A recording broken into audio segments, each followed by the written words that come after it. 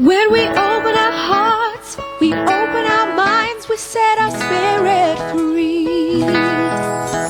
When we open our hearts, we open our lives, we set our spirits free.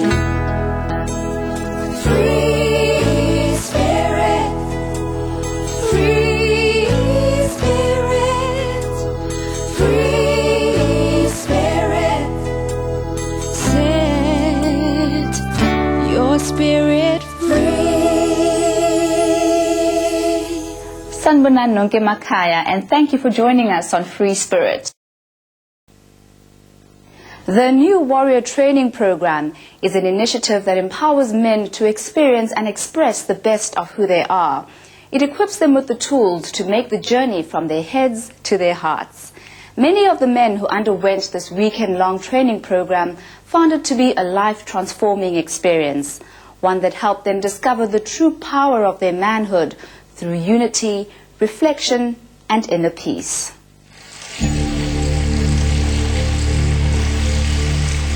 Each one of you woke up this morning and you looked in the mirror and you saw yourself. And in that moment you recognized how you don't see. And it was symbolized when you took the water and put it to your face and to your eyes. You were giving yourself permission to close your eyes to the injustice that you see during the day. And as you washed your face and went around to your ears, you were giving yourself permission not to hear the cries of someone who needed you. And as you went over your face, you crossed your mouth, and you were giving yourself permission not to speak when you know you needed to speak. And as you continued down past your wrist, you put shackles on your hands so that you had limited motion to reach out for someone who needed to be reached out to. I did that. I'm sure you did that. And I know you did that because the world is still in some of the mess it is today.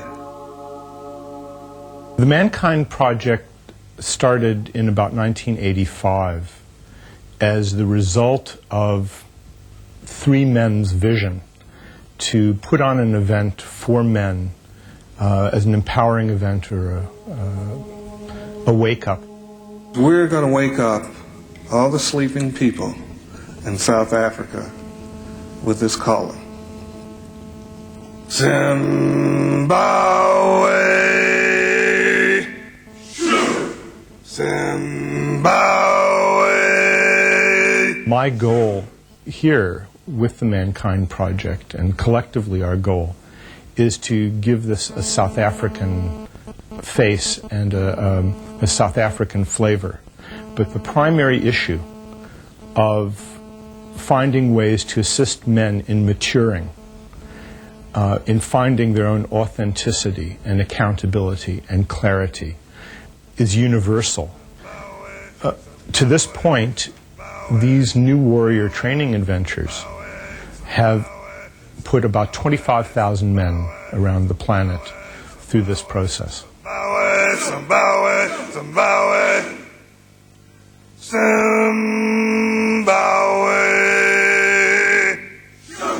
The objectives of the ManKind project are to provide a vehicle for men to awaken to what I would call their deep masculinity. And I would say that masculinity has to do with clarity, it has to do with authenticity, it has to do with feeling empowered in my own skin. Stephen's been very closely involved with the ManKind project, primarily in the last 3 years in Cape Town. And it's not only observations, actually, there's a shift in lifestyle that occurs, because it's being with a man who loves to become a holier man. Part of my joy is knowing that I'm okay as I am, even with the holes and the shadows that I've got. When I know that, I feel a lot freer to move from my head, which is merely just about thinking, into my heart. And I would call that soul work. And for me, it's important to encourage men to do soul work. I see very much in the form of the ManKind project an avenue for spirit to find its expression.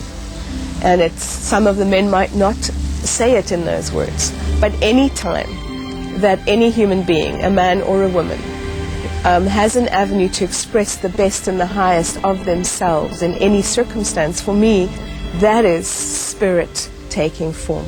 There are two core pieces that the ManKind project offers.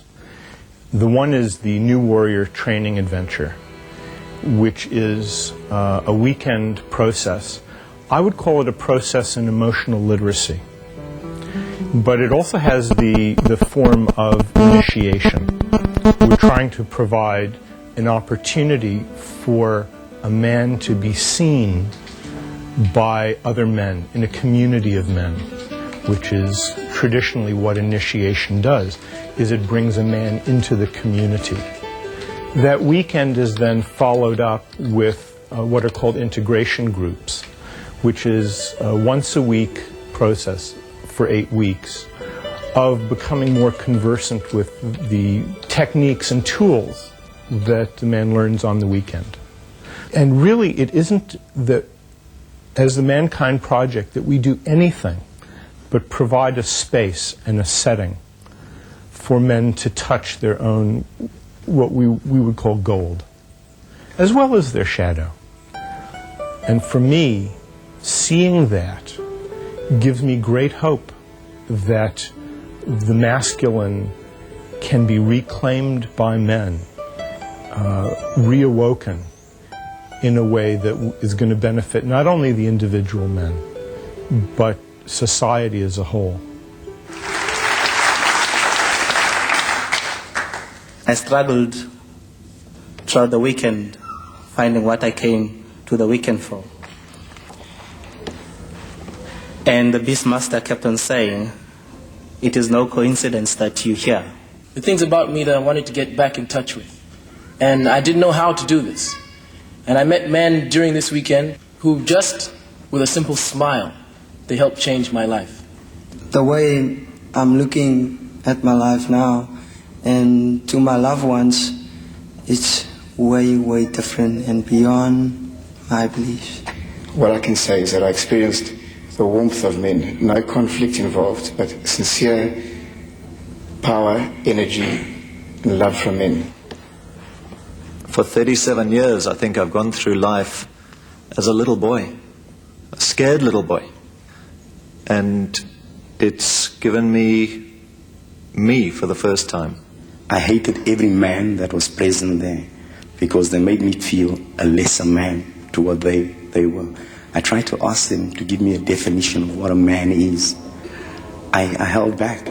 I couldn't ask them until Saturday morning when I really had to go into a corner and sit and peruse my own soul and try and find out what is it that angered me. Somehow I saw a picture of the 80s and I couldn't understand. And I connected eventually that the picture I saw was of a friend of mine who died through the riots. And what I saw in front of me was white. I became angry. I became angry towards whites. I hated them. I hated them with a passion by Saturday morning. And after I perused, I realized, I thought, I forgave. I thought I was free. I thought I had peace inside of me. Until that moment, I realized that I did not have that peace until I completed the process. I need to say tonight, I am sorry. I am sorry. I've discovered myself. I love myself. I love everybody inside here. I love everybody outside there. I love everybody beyond their borders. I love them beyond their constitutions. I love them beyond their flags. I love you and thank you.